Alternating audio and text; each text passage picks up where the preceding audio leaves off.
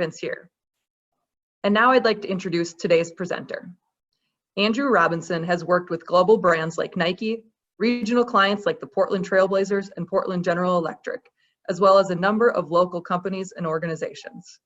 Driven by his fascination with human engagement and relationships, Andrew received his master's from the University of Oregon, where he was trained in systems theory and the dynamics of human communication. In 2006, he began his coaching and consulting practice, through which he served a wide range of organizations and sectors, both private and public. Andrew, thank you so much for your time and commitment to NAGC's professional development program. I'll let you take it from here. Great, thanks, Mackenzie. Hi, everyone. Thanks for taking time out of your day to be here. I'm really looking forward to connecting with you. And just to get started, I would love it if everyone would take a moment and find that chat window.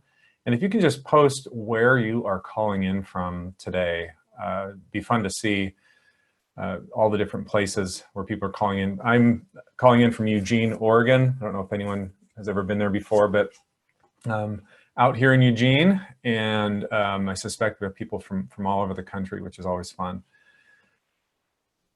Really looking forward to our time today. We've got, as I said in the emails and videos, we're going to cover some topics and information that I think you will find particularly relevant to what we're all going through right now. You know, we scheduled this back in, I think, January, and as we got closer and closer, it just became more and more obvious that leadership is perhaps more than any other time that I can remember of an absolute supreme importance in terms of what's going on. And I know when I'm talking with my clients and other people, there's just a growing desire to have people, especially during times of crisis, step forward and take leadership. And I would invite all of you to participate in this as an opportunity to really take this to a whole nother level in terms of your own work. What we're going to do is, this is going to be highly interactive, and so I want to welcome you to post your thoughts and comments and things. I'm going to have some different questions that I will ask you, and it looks like everyone's found the chat window. And wow, if you haven't done it all yet, check out all of the different places where people are from. New Hampshire, Colorado, Oklahoma City. I just went to Oklahoma City for the first time a couple months ago and loved it. Really great city. I have a lot of colleagues there. New Mexico, Texas, Maine, Texas, Illinois, Georgia. This is really great. Ohio, Georgia. This is awesome. I mean, this is a really great spread of people. Well, let's jump in, and just to tell you a little bit more about myself, Mackenzie introduced me professionally a little bit. I've been on my own since 2006, worked with a wide range of public and private companies, organizations, and during that time, served them in a number of different capacities, from leadership development and one-on-one coaching to leading small groups, a wide variety do a lot of speaking and facilitating workshops, things like that. I'm also a father and a husband of 24 years. This is my family and our little sidekick here, well, not so little sidekick, 85-pound Bernese Mountain Dog, Leela. And we've been in Eugene here since the late 90s and really love it. If you've never ever been to Oregon, it's a lovely green place to live. In terms of our time together, like I said, I'm going to invite you to interact with me. This is not meant to be a passive, just listen to me talk. I want this to mean something to you and have every expectation that you are going to go out of this with immediate applications that you can put into practice, even from remote working locations, especially from remote working locations. And so again, I want you to talk about what we're talking, interact with what I'm presenting, ask questions, post comments, and I'll do my best to interact with the chat there. But I'm also going to, at the end of this, introduce you to a whole number of resources that you can be taking advantage of right now at no charge at all. And what I've done is I've curated the things that my clients are getting the most value from, and we'll share those with you. and that so that you can take those and run with them and extend the value of our time together here today. For the last several years, I have been a consultant with Giant. And for those of you that don't know about Giant worldwide, Giant is a company that's committed to scalable people development and leadership for the 21st century. We are just about to go into the 5 top leadership challenges. And Giant is on the front edge of addressing those challenges, as you'll see, in terms of building leaders to adapt to the incredible challenges that we're facing within the last 4 or 5 weeks. But on a large scale, the fact of the matter is that you and I, as leaders, deal with challenges that the people that were in our position 10 or 15 years ago did not have to deal with. I mean, if you really think about that, in fact, no leaders in the history of the world have had to necessarily deal with the things, the nuances of the challenges that we face. And that was all set in motion in 1982 when the internet was born and grew rapidly into widespread use and changed how we do life in a powerful way. And so let's dig into these top 5 challenges. And this was a research project that was conducted by Giant with clients all over the world. They've worked with enormous companies like Delta Airlines and Chick-fil-A and the public and private sector companies all over the world, and they surveyed them on the challenges that they're facing. And what I want us to keep in mind as we go into these challenges were here before COVID. They were embedded in work culture, and what I think has happened over the last, what I've watched happen over the last 4 or 5 weeks, is that these 5 challenges are actually, even they've been there all along, they're actually now more obvious than ever. And my goal today is to set you up to go into the next several weeks and prepare to get ready to lead in what will become the new normal. Some things will go back to normal, a lot won't. And what I'm excited to share with you is these are the 5 challenges we need to go to address. And then I'm going to introduce you to a model that I introduce with my clients, that I work with my clients on how to address these challenges in very specific terms, okay? So with that, the first challenge that couldn't be more relevant, right, is a healthy work-life balance in a 365, 24/7 digital world. Wow. I don't know about you, but lately, in order to just keep things moving with the people and the organizations I serve, it's required me to be more available than ever before. But that's been the case for the last 5, 6, 7, 10 years, is that increasingly in a full digital world, we are expected to be on far more than our parents or our parents' parents who would go to work at 8 and they'd be done at 5. And so what that means for you and I is without that clear separation, you and I have to work on how do we balance our professional life and our personal life in a way that the generations before us never had to deal with because they didn't have one of these. The digital world has invaded our world and has forced our hand in terms of how do I serve the ones I love, and how do I take care of myself, and then how do I take care of my work? Enormous challenge. The second challenge that arose through this project was that leadership now more than ever is through influence, not merely positional power. I was on a coaching call with a client yesterday, and one of the struggles that she's been having is that she is older, she's 60, and she's leading people who are in their 20s and 30s. And what's driving her crazy is that the people in their 20s and 30s don't care about this person's position in the company as a chief officer, right? 20 years ago, you knew to show deference and respect to the leaders of the company, especially the officers in the company, right? Well, she's like, she can't figure out what's going on. And so what we did is we talked through how can you lead through influence and not positional power? And the solution we came up with, which is kind of fun, is I said, imagine that you had a business card, but instead of having your title, it was just blank. It just said your name. That's how we need to go through. We need to learn to lead through influence and set aside our positional power in order to guide people.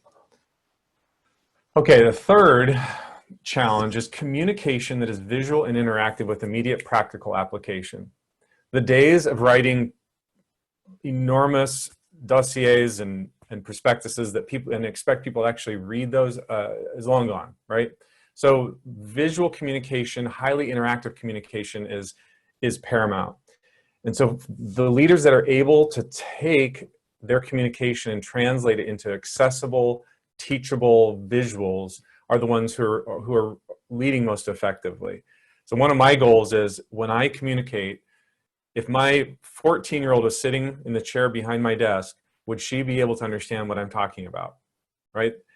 Being able to communicate in a way that shows visuals that communicate effectively, efficiently, those are the leaders that are taking charge.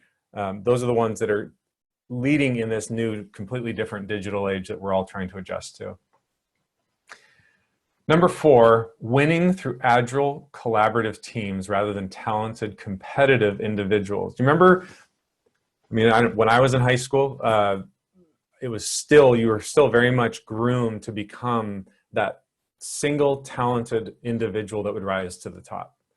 That was, and even in college, that was my mindset. Well, things have shifted radically, as I've said, and what's happening now is the leaders that are most influential are the ones who are able to bring together teams and work within that agile environment to be productive and efficient.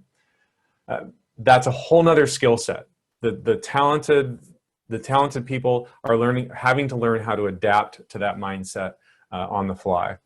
And then finally, and I don't know how much this applies to all of you out there or not, but leading in a digitally connected, geographically dispersed world presents challenges.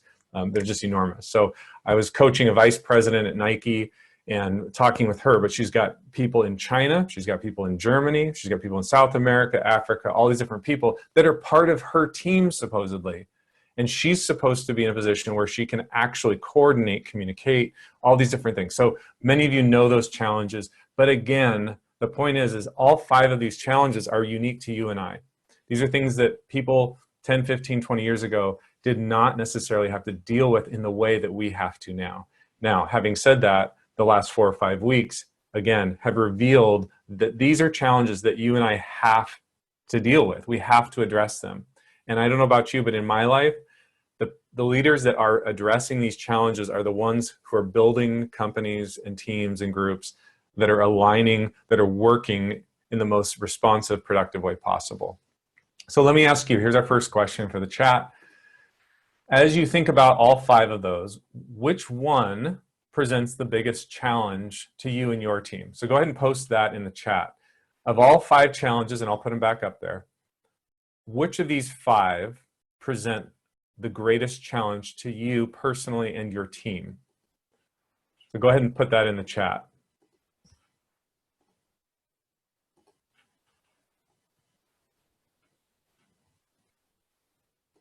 Okay, Sue, you said number 2. So leadership through influence, not only positional power. All right, Tabitha, you're saying the digitally connected, geographically dispersed world. Okay, I assume, Tabitha, you work with people that are spread all over the place, right? More than just a 2-3 hour time zone issue. Okay, Karen, same thing with number 5. Or you said collaborative teams. Okay, instead of talented individuals. Yep. Healthy work-life balance, huge. I can absolutely relate to that, Andrea. Ashley says leadership through influence as well. Anna, visual interactive communication. Yep. Taking our communication and trying to actually distill it into something that people can access. Laura, yep. Work-life balance. Okay, and then another one for communication. Yeah, huge. Okay, Eddie, you're saying collaboration, especially between county and municipalities, seems like competition to get information out first instead of, that's really good, instead of competing or instead of working collaboratively. Yeah, that sense of urgency that bypasses effective communication or short circuits communication more accurately. Okay, really good. All right, let's talk about Let me make sure I got everybody's response there. Okay, good. Okay, so what we're going to do now is I'm going to walk you through a model of leadership that I help companies adopt. It's a different model, and it's absolutely essential in the 21st century in order to try to address these challenges. And so in terms of what it's called is, it's called 100x, becoming a 100x leader, and I'll explain what that means. But it's built around the model of Everest. And I don't know about you, but I recently watched the movie Everest. I don't know if any of you have ever watched it. If you're looking for a movie that's just calming and puts you at ease, this is right near the bottom of your list, because it's actually one of the most intense movies. My kids were in the other room and they said, "Can you turn it down a little bit? It's stressing me out just to hear it." I mean, it's just an unbelievable story. But if you've never seen a map of Everest, this is what it looks like. You've got essentially what it takes if you are among, and if I could ask you and to show your hands, I would, but I don't know if anyone out here has any interest in climbing Everest. I can think of a whole lot of things I'd rather do than climb Mount Everest for a number of reasons. Not the least of which is it costs about $60,000 to $100,000 a year, or to go on the trip. So you invest $60,000 to $100,000 to go, and then you have to train, right? You have to get in your top shape to be able to go on the trip. Well, once you get there, you've got about a 2-week window in which you can climb safely. That's in terms of when the weather will permit it.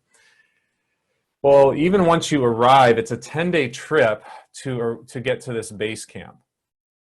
So if you see base camp at the bottom of your screen there, it's at 17,500 feet. Just to give you some idea of what that's like, the highest mountain in North America is 3,000 feet lower than that. So in the lower 48 states. In fact, the Sherpas that help Everest climbers summit are born at 14,000 feet. So it's like being born on the top of the highest mountain in lower 48 states. So the way it works, I mean, is you get to the base camp, you set up, it takes you 10 days to get there, and then you climb through the Kumba Icefall, which is perhaps the most dangerous part of the ascent. I think 11 or 12 Sherpa perished there within the last few years. Very dangerous. You get to camp 1, and then you actually have to turn back around and go back down to the base camp. And why would that be? Well, your body needs time to acclimate. Your body's not used to being at that elevation. And so the pattern is you go up to one camp, you go back to the next one. You go back up to the next camp, and you go back to and you keep stair-stepping so that your body adjusts until you finally, hopefully, summit. And a very small percentage, or only a percentage of the climbers actually do, and a percentage of those don't make it down, because the most dangerous part of Everest is not necessarily the summit, it's actually on coming back down, which is what happens in the movie. So with that in mind, notice the elevation at the top of Mount Everest, 29,000 feet. To put that in perspective, the next time you're in an airplane, assuming we all get in an airplane at some point in the next 6 months, when you look down, you are at 30,000 feet. So on the top of Mount Everest, you are at the height of the cruising altitude of an airplane. Our bodies are not meant to live at that. In fact, they call that last stretch to the top the death zone, because your body is literally dying. It's literally shutting down because of the lack of oxygen. It's not, so you have to get through that zone and back down. This analogy is particularly relevant for you and I right now, because the oxygen is pretty thin out there. Conversations I'm having, people are getting by, but there's a lot of fear, there's a lot of uncertainty, there's a lot that's making people really struggle at a number of different levels, personally and professionally. And so that's why my challenge to all of us is to reconsider how we lead. The traditional model of leadership looks something like this. So just take a second and notice this photograph, right? This is a guy at the top of Mount Everest, which have to be one of the most unbelievable feelings. But what's something that you notice about this photograph that jumps out to you? He's obviously got all the necessary equipment. I hope that he has oxygen somewhere nearby. I assume he does. But there's no one else around, right? There's no one else in the photograph. Exactly, Eddie. As Eddie just said, he's totally alone. Well, we know he can't be completely alone because someone took the photograph, right? But this is the typical picture of leadership that I inherited, and I trust most of you did too. What's the goal? The goal is to get to the top, and we're going to do what it takes to get there. And we're going to network. We're going to figure out how to rise in our organization or in our field. And there's nothing inherently wrong with that necessarily, except for if that is the model of leadership that we adopt going forward, our ability to influence and effectively lead others will be greatly compromised. Because what this picture doesn't show is this person. So this is the climber's Sherpa. And for the vast majority of people that ever summit Everest, it's because they had a Sherpa with them. And Sherpa are a people group. They are, it's an actual people group, just like in Oregon where I live, the Kalapuya were here before the settlers came. The Sherpa are the same way. That they are a people group who are uniquely gifted at climbing Everest. Now, imagine that we could patch in a Sherpa onto our Zoom call right now. We'd ask all sorts of questions, and I'm willing to bet one of us would ask, so how many times have you summited Everest? And what's interesting is that Sherpa would look back at us and probably look pretty confused, like, how many times have I summited Everest? But if you asked, how many people have you helped summit Everest? Then you would probably get a quick answer. Oh yeah, I've helped 34 people summit Everest. So let's think about that mindset for just a second. A Sherpa is counting not how many times they've summited, which if I summited Everest, you better bet that I would tell you that I summited Everest, right? I mean, you don't hold that story back. But that's not how Sherpas think. They think, how many people did I actually help summit Everest? And that's the shift in mindset, because what a Sherpa does throughout a climb is they are going up and back from one climber to the next, checking on how they're doing, providing what's the necessary support, the necessary challenge, and making sure that everyone's moving together. Whereas, I don't know about you, but the temptation is, if you have that traditional leadership mindset of getting to the top, how do you react to the stragglers in your group? Well, they become a source of irritation or frustration, or hey, they're holding us up, or hey, we're never going to get there. And the Sherpa doesn't have that mindset at all. The Sherpa sees everyone as a unit, and they tend each person on an individual basis to figure out how to move up the mountain together. And that's what makes them ultimately a 100x leader. That's the difference. So the 100 in 100x stands for health. So the Sherpa trains, they show up before anyone else is at the mountain, and they actually climb the mountain several times, get used to where things are at, how it's shifted throughout the year. They're in top shape. They're as close to 100% healthy as possible. So that's the 100 part.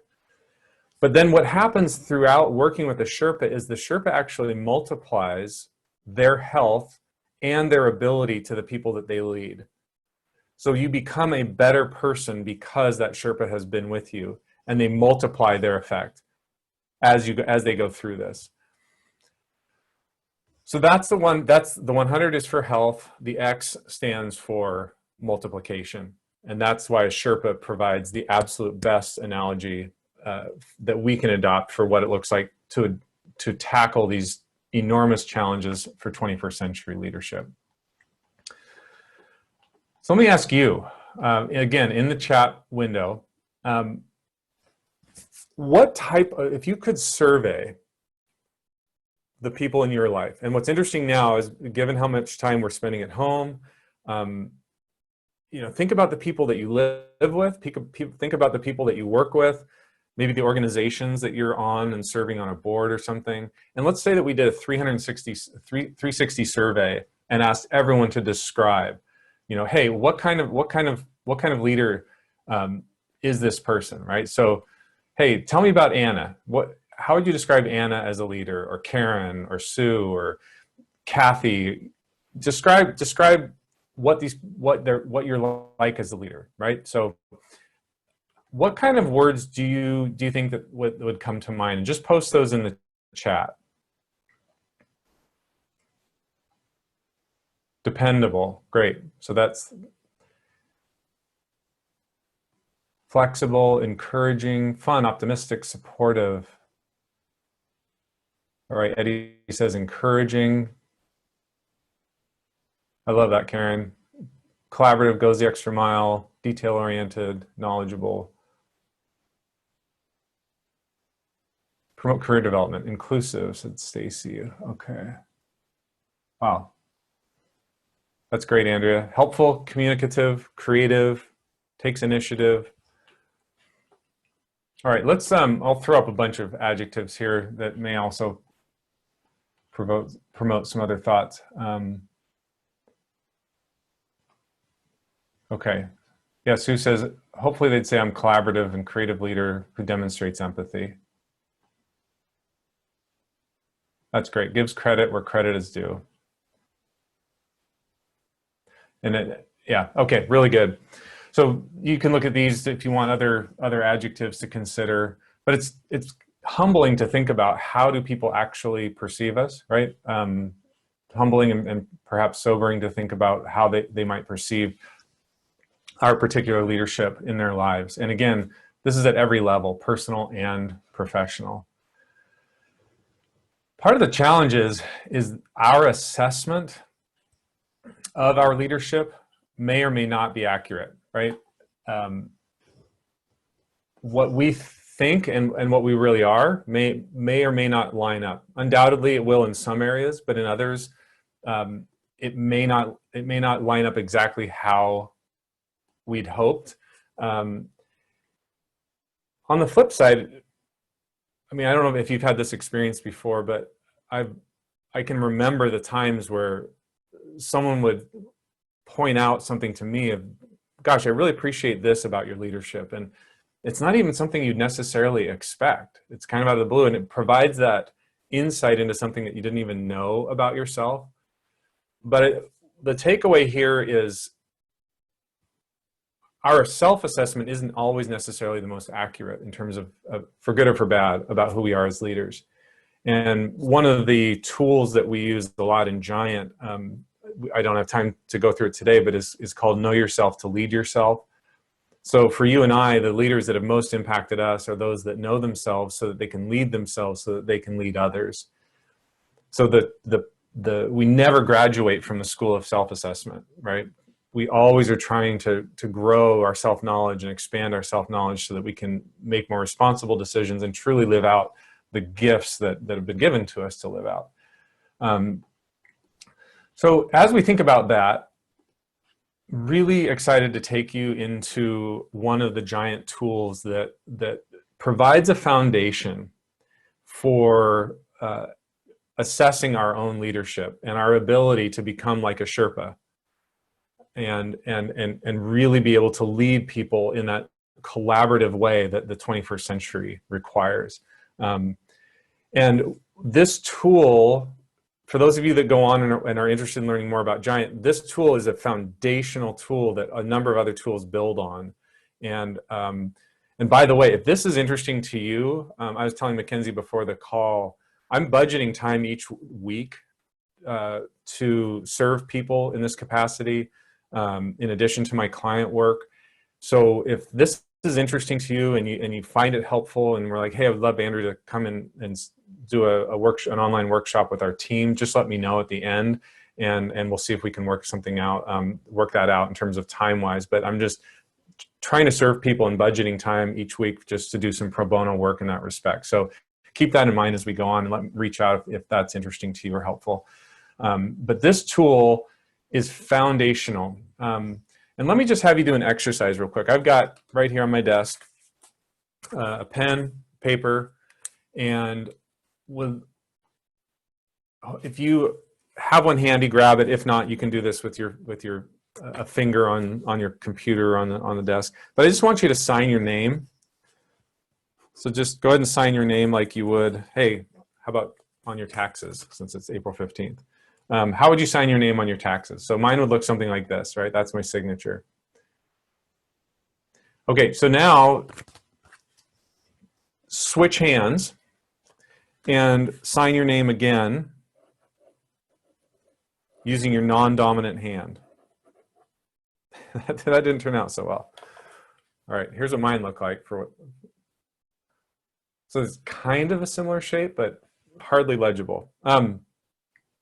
So the purpose of that illustration is if you reflect for a second on what that was like to sign with your dominant hand, there's really not much to reflect on. You just did it. You did naturally, you did it the way you've done your whole life. You didn't even have to think about it. There was no concerted effort. Whereas the second that you switched to your non-dominant hand, you had to stop, you had to focus, it felt clunky, and you had to redirect energy to do it because it just didn't feel natural. Okay, so as we go into this tool, I'm going to ask you, which comes more natural to you? Support or challenge? So all of us on this call right now will fall into one of these two categories. For some of us, support comes, it's as natural as breathing. Literally from the moment we wake up till we go to bed at night, we bring support to the people around us. That can be moral support, that can be in the form of like encouragement or cheering people on or identifying and meeting needs. My wife just has an unbelievable, I always feel like I just wish that I could see life through her eyes because she's so supportive to our kids and the people around her. Being able to identify needs and meet those needs. That's, you know, so there are people on this call that just, that is what you do naturally without anyone even telling you. And then there are others on this call that just naturally bring challenge.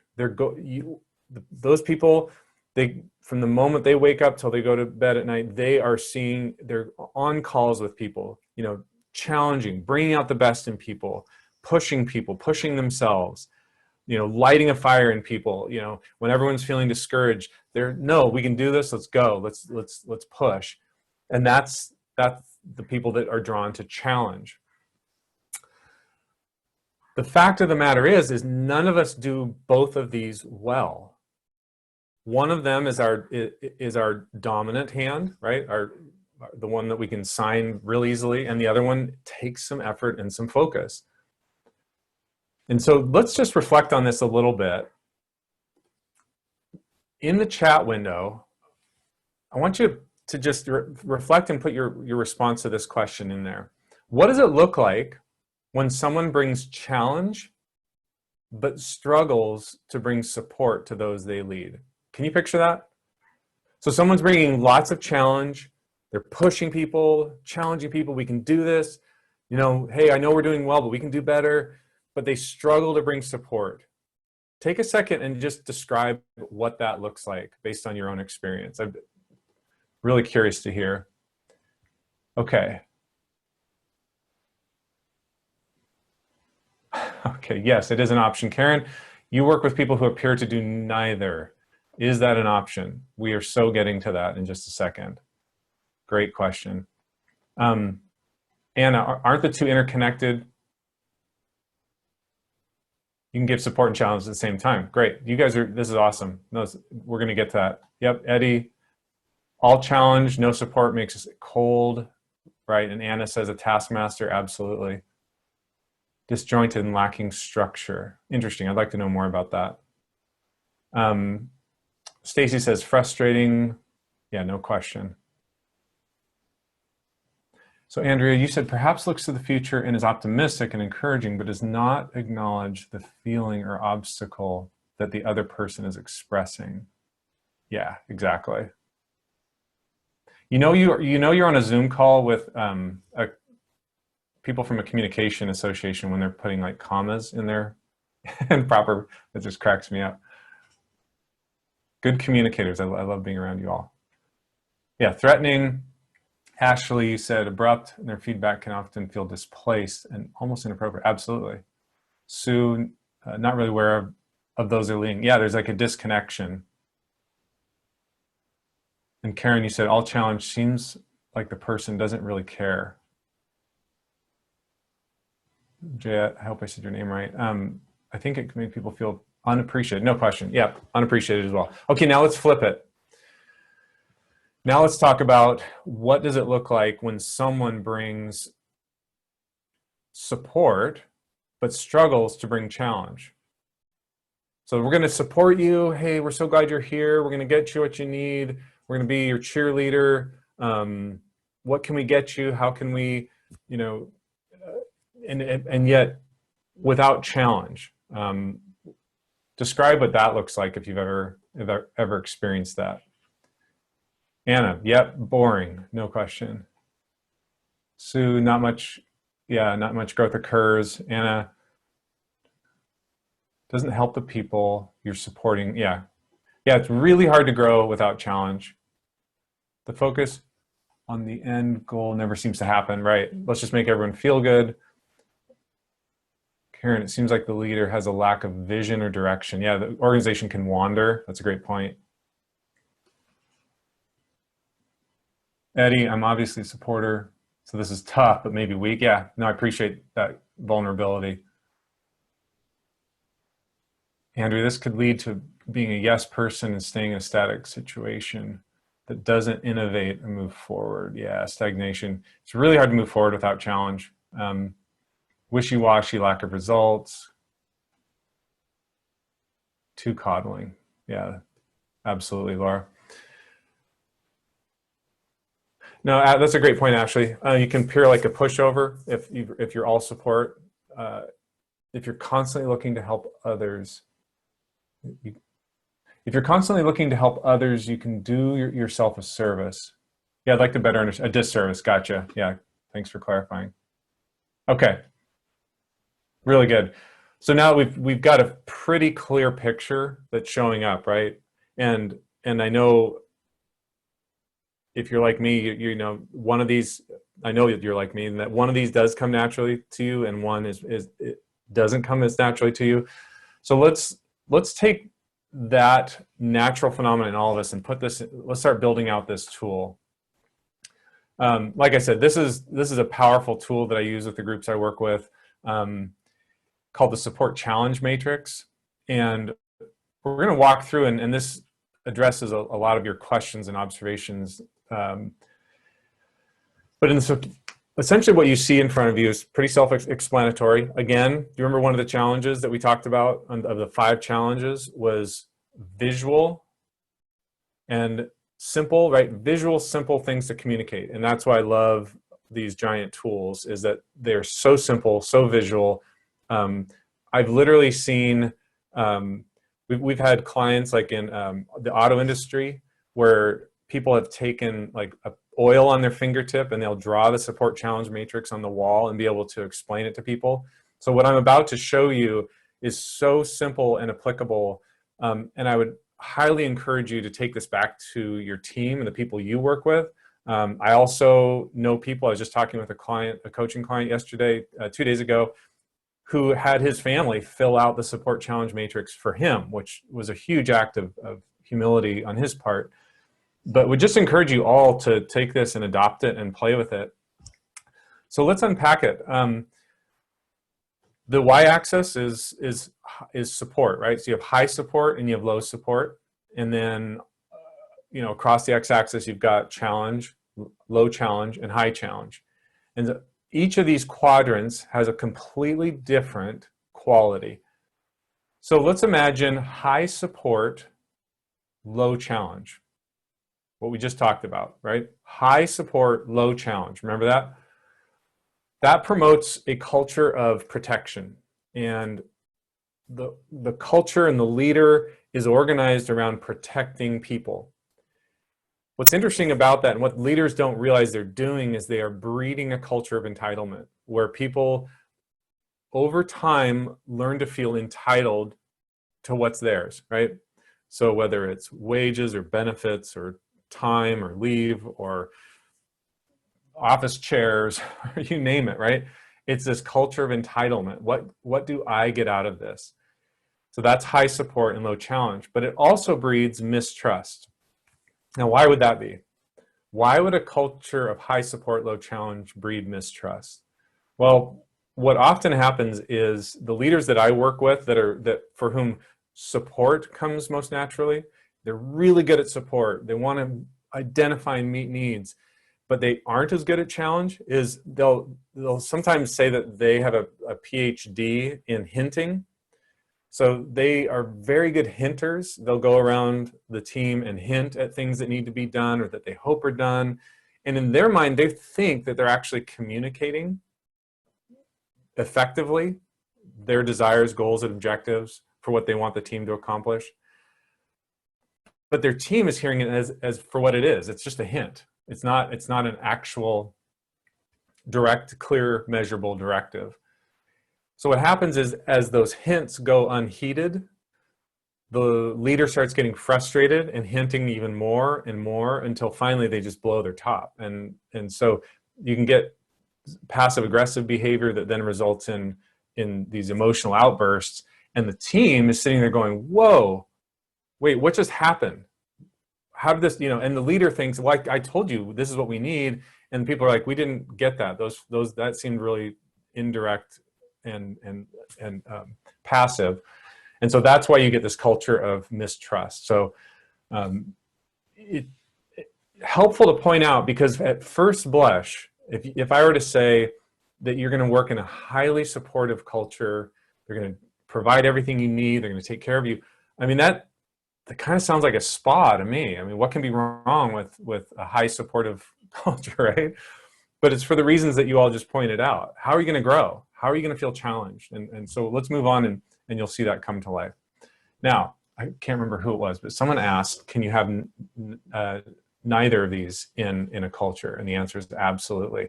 So you can picture a culture of low challenge, low support.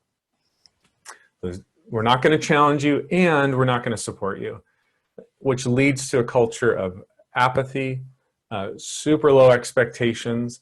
The organizations that I have known that fall into this category, and I think you'll probably be able to relate to this, when there's low support, low challenge, people tend to migrate into cliques and silos because no one knows what's going on.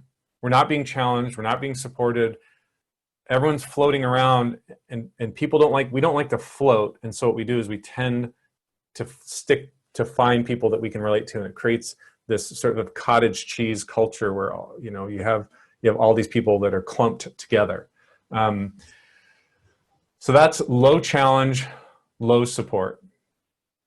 Now, what if you have high challenge and low support? You can picture that. We talked about that. Super high challenge, but not a whole lot of support, if any. And that's a culture, as you might expect, of domination. So this is a dominant culture. It breeds fear and manipulation.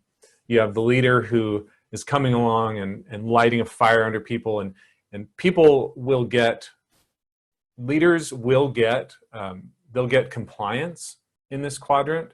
They will not get loyalty. In fact, they will get compliance at the expense of loyalty. And I was actually, before this call, working with a team where their leader last week went out of their meeting and then blasted everybody with an email that because he's a high challenge person.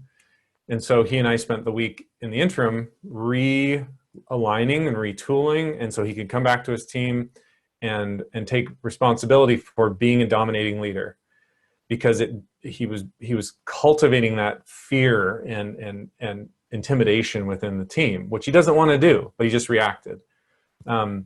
So that's a culture of domination. So the final quadrant is obviously where we all seek to be. And that is one of high support, high challenge. And that is a culture that liberates people. I don't know if you've ever been part of a culture like this, but if you have, you know that it brings out the best in you, and then you have the ability to bring out the best in other people. And I think of my high school soccer coach, of all people, who did such a great job of pushing us. We trained hard. We weren't the most talented team as individuals, but he did everything within his power to push us to be the best team as a collective. But he also supported us, and he would come alongside and he'd joke and he'd laugh and we'd have fun, but we knew where the line was. And he was someone who liberated. I will never forget the 3 years I spent playing for him, because I felt like I was my best. I brought my best, and I brought out the best in other people. So that's the ultimate experience. And this is why the Sherpa mentality is so critical for 21st century leadership. The Sherpa, as they're helping people summit Everest, have that ability to bring high support, high challenge, and they can only do it because they themselves are healthy. Out of that health, they are then able to multiply their gifts, their leadership qualities to the people through high support and high challenge. So as we went through that, who came to mind for you when you think of abdicate, dominate, protect, and liberate? And probably goes without saying, but let's refrain, especially from the abdicate, dominate, protect, not putting names into the chat. But if you want to say, hey, this was a liberating leader, I'd love to hear it. Like I said, my soccer coach was definitely in that category. But this is meant for you just to reflect on for just a few seconds. Was there an organization that came to mind in these categories, or an individual leader, or just someone you know or have observed? I know that there's a company that I've had a number of people work for that is squarely in the abdicate culture, where it churns people out because no one knows what's expected of them. There's no support. There's no challenge. So I always think of that culture and the stories that the people I've known who have worked there pass along. So just think about that and reflect on that for just a second. And then what I'm curious is, we all have a quadrant into which we all fall, just by default. We will default to dominate. We will default to protect or abdicate. But just by nature, I'm just curious to have us all share, where do you tend to fall? In which quadrant? And let me put those back up, and then I'll ask you to put those in the chat. And I will say, so Eddie says protect. I will say I can err on being high challenge, low support. Sue says protect.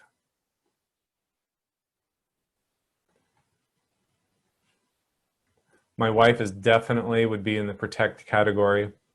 Where else would you see? I'm curious to hear from a few more of you. Where do you default? So Andrew, you said I naturally fall into high challenge, but my first municipal manager who's highly supportive helped me. Yeah, that's great. Helped you balance out. What a gift.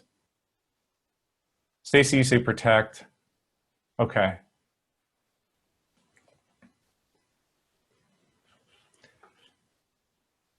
Okay, so as we're reflecting on that, where do you go by default? Yeah, Anna, I'm totally with you. I mean, I hope I'm in the liberate group, but the fact is we all tend to go to one or the other. Okay, protect with some challenge. Yeah, it's a good question, Sue. With gender and age, I would like to say that we all learn to bring support and challenge as we age, but I think wisdom is a choice, right? And so for those that take this on, we will learn to bring more challenge and support. The gender thing's interesting. I don't know. That'd be interesting to, I think there are definitely stereotypes, especially in American culture, that men perhaps would be more inclined or feel more like they had to dominate. I mean, I've known men leaders who, well, I guess that's just how I lead, but it's not actually in their nature. They're much more nurturing and supportive in their nature, but they feel compelled to be that way. So the work with, I'm working with a leader like that right now, actually. Giant has its own assessment. It's called the 5 voices, and he's what's called a nurturer guardian.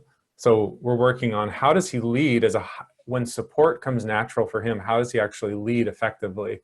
And I think our culture doesn't necessarily support that with men. By the same token, you could see a flip side where there are certain stereotypes of women, and women feel compelled to have to match that stereotype. And how do they, how do you actually find your own voice and lead from that voice, which is the whole point of that 5 voices assessment. Okay, high challenge, low support. Okay, I gravitate toward high support people. Good. And Anna, you said being a parent also helps, absolutely.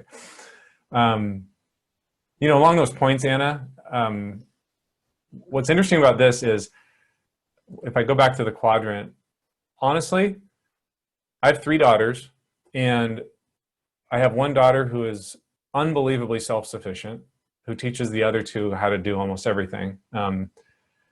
And so I can abdicate with her. I can be low challenge, low support. Whereas I have another daughter who's not as self-sufficient, and so I can bring high challenge to her. And then I have another daughter who brings out my supportive side more, and I can be a protector to her. So literally with each of my 3 children, and think about this applies also to the people that we work with, those are our natural tendencies, but how do we work with those natural tendencies to bring people up into that upper right quadrant, into liberation? Okay. So my final question for all of you is just that. What are you going to do to bring more liberation to someone that you live with, that you work with, someone that's in your life? Pick someone, like select someone that's from your personal life, and how can you bring more challenge to them or more support in order to move them into that liberation quadrant? Or someone that you're working with. Right now in our culture and what the whole world is going through, people need support. And that's why I said, when the COVID hit, I started budgeting time in my day just to do pro bono work to support people and get them through this. And people need support more than ever, right? What I'm also finding, and increasingly so as the weeks go on, and I'd be curious to know if any of you have seen this as well, people are like, I'm home, I have more time on my hands, I want something that challenges me. I don't want to just sit here in atrophy. And so they're now more open to challenge, to challenging themselves. And so think about that within work, within home, what you could do to help move people into that quadrant. And like I said, if this is something that you think your team would benefit from, feel free to reach out, and I'd be glad to look at our schedules and see if we can bring this to your team, because it's one of the real joys of my work is seeing just how transformative this can be to individual leaders and to entire teams. So let me just finish out with some resources that I would love to see you take advantage of. And I'm seeing people absolutely jump on these resources because they're all accessible from home and they're all completely free. These are all Giant resources, and let me put in the chat window, I'm going to put in my personal access code, and you can actually use this code.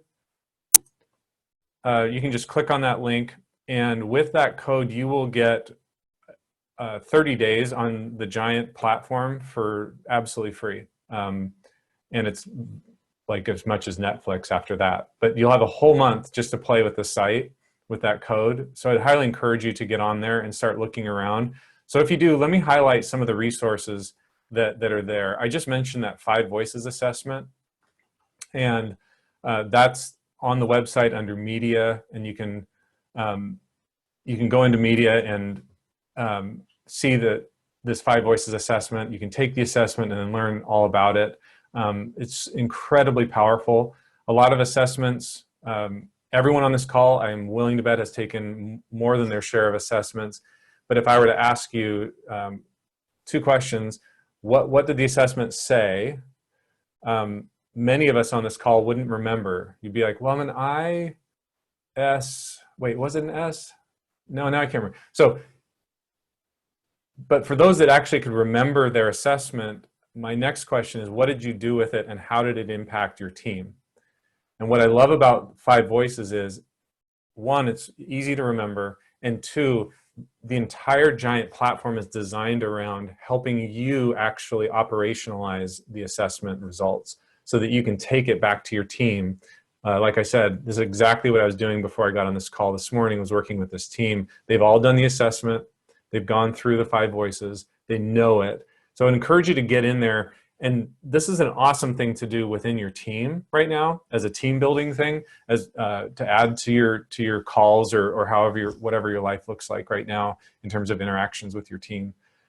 What I also want to highlight is Giant has been working overtime, literally day and night, to develop resources to support people in quarantine, putting together videos, all sorts of different things that that can help support people at home. I was on a call yesterday or a couple days ago with someone who was like, oh my gosh, I went through, I'll show you this one here, quarantined. She's like, I watched all those videos and they were unbelievable. They just helped orient her to remote work, both for herself and her family, as well as working with her team. And you'll see on this page here that there are two main resources: the Quarantined, which is all about managing work and life home balance. And then also there's a remote work boot camp. And what that is a string of videos that are lessons learned. Giant has been a remote company from day one. So this is really where we are in our element as a company. We have offices in Europe and as well as North America, and there is no main headquarters. Everyone works remotely. So all of these are based on lessons learned from Giant that they're making available and to everyone. Like I said, totally free. Other than that, feel free to reach out. If anyone, I'll put my email in the chat as well to make it a little more accessible. But if there's anything I can do to support you, if you want to set up a time, just like a half an hour call to check in, or if you're saying, hey, I'd love to, one of the other things I'm offering is a remote team checkup where we go through and we just say, how's everyone doing? And bringing everyone together as much as possible in this time in which we're so disconnected. So let me know if that would be interesting to you, but my email's there in the chat window and would love to support you any way I can. So just have a couple minutes left, and I can remain on the call a little bit, but if there are any questions or comments, would love to get those. Okay, Sue, you asked for the code again. So I want to make sure everybody can see that there in the chat. And then what I'll do is I'll actually see if, and the code was also sent out in your access emails too. So you've got it to reference there. And I'll put it on the screen here as well. Okay. Any other questions or comments before we sign off here? Would love to support you, answer any lingering questions that you might have. Otherwise, I just want to thank Mackenzie, thank Tom Fuller from Oregon Department of Transportation for inviting me to be part of this. I can't tell you how much I enjoy interacting, even though I know we're not even face-to-face, but just reading through your responses and seeing you engage with this is a huge highlight to my day. So I hope you've all found this helpful, and again, reach out if there's anything I can do to support you, especially in the weeks and months to come.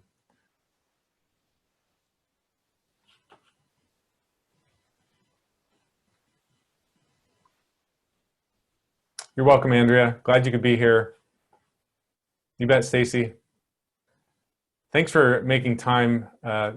Yeah, you bet. Appreciate it. 380 Rotary. Whoever that is. I love that name though.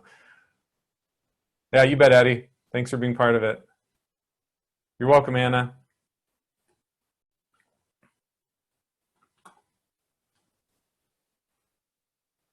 Yeah, you bet, Ashley. I mean, this is really, I view these workshops as a time to uncrisis, right? A lot of crisis before the call. Let's take 60 minutes and just uncrisis for a little bit, catch our breath, work on ourselves a little bit, Okay, great. Thanks for explaining. Sina, I hope I said that right. Apologize if I didn't. No, this is awesome. Thanks, everyone. Thank you so much, Andrew. On behalf of NAGC, we just want to thank you so much for your presentation and the interaction today, and thank you all for joining. Stay safe and healthy, and everyone have a great day. Thanks.